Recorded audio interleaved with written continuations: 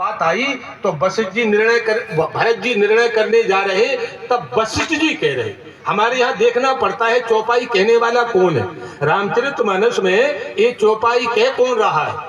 जैसे अधिकांश लोग कहते अवगुण 8 सदा और रही, नार स्वभाव सत्य सब कहीं। रामायण में लिखा हर माँ बहन बेटी में 8 अवगुण है।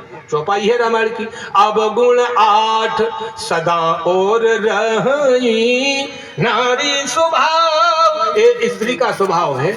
अगर हम यही अर्थ कर दें तो ऐसी ऐसी माँ बहन बेटी हुई, एक वे नारी जो त्रैदेव को बना के पूत, एक वे नारी जो त्रैदेव को बना के पूत, द्वार अपने कई पालना झुलाती अनसुईया, एक वे नारी जो यमराज के दरबार जाए और मृतक को पति को कई वापिस ले आती है, जो है सावित्री। और एक वे नारी जो पति की कई आज्ञा मान और धर्म के कारण कई काशी बिक जाती हैं। और एक वे नारी जो जन्मते ही पुत्रन को और ज्ञान का कई पाठ पढ़ा जंगल पठा। बदल साथों तो ये कथाएं कहाँ जाएंगी?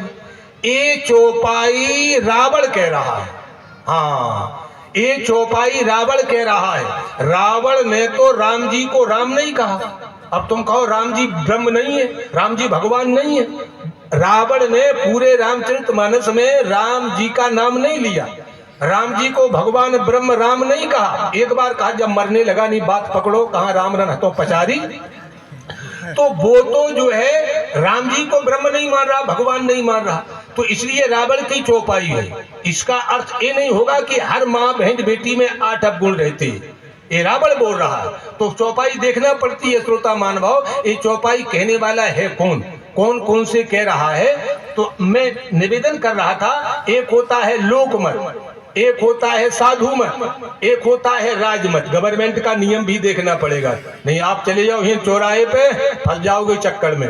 और एक होता है वेद मत। हम कहना ये चाहते हैं इस व्यास गद्दी से कि लोकमत सबसे बड़ा है और लोकमत हमारा गिर रहा है नीचे। हाँ, लोकमत जा रहा रसातल में। हाँ, हम लोग लगे परिक्रमा, लगे पुणिया, लगे दवाई, लगे भभूत, लगे गुड़िया। बोलो ईमानदारी से, जो गुड़िया बनता बना रहे तुम्हारा, लोकमत रसातल में जा रहा है। सबसे ज्यादा बड़ा लोकमत है व्यास गद्दी का चैलेंज। ये वशिष्ठ जी महाराज कह रहे, कहिए भरत जी से, कहिए साधु मत, लोकमत, नृपनय, निगम निचोड़। एक वेद मत, एक राजमत, एक लोकमत और एक साधु मत। सबसे बड़ा लोकमत है यद्यपि शुद्धम। शास्त्र का एक सूत्र सुनो, 6 शास्त्र हैं, तो शास्त्र का एक सूत्र भी कह, यद्यपि शुद्धम लोके विरुद्धम न करणीयम न करणीयम। बात शुद्ध हो लेकिन वो समाज के विरुद्ध है, वो बात समाज के विरुद्ध है, विपरीत है, गलत असर पड़ रहा है। यद्यपि शुद्धम लोके विरुद्धम न करणीयम न करणीयम। बात शुद्ध हो लेकिन समाज के विपरीत हो, समाज पर गलत असर पड़ रहा हो, हमें वो काम करना नहीं चाहिए, भले ही रामायण भागवत गीता में लिखी हो। हाँ, भले ही लिखी हो लेकिन समाज नकार रहा है। अब आप कहे बाबा तुलसीदास जी दोहाबली में लिख रहे, नीकी पै फीकी लगे। तुलसीदास जी की सुन लो, नीकी पै फीकी लगे बिन अवसर की बात। और जैसे वर्णन युद्ध में रस श्रृंगार न सुहात।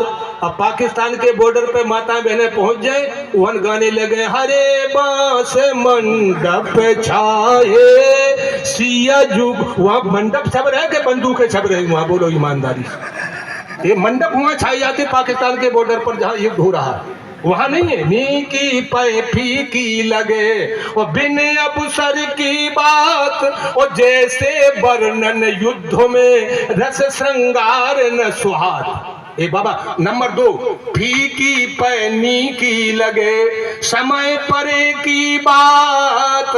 और सबके मन हर्षित करे जो विवाह। ये लोकमत की प्रधानता बाबा तुलसीदास जी ने, वेद व्यास जी ने, सभी संतों ने दी है। और लोकमत हमारा रसातल जा रहा है, हम डायरेक्ट वेद मत में लगे हुए। मैं निवेदन करना चाहूंगा सरल भाषा में, किसी लड़के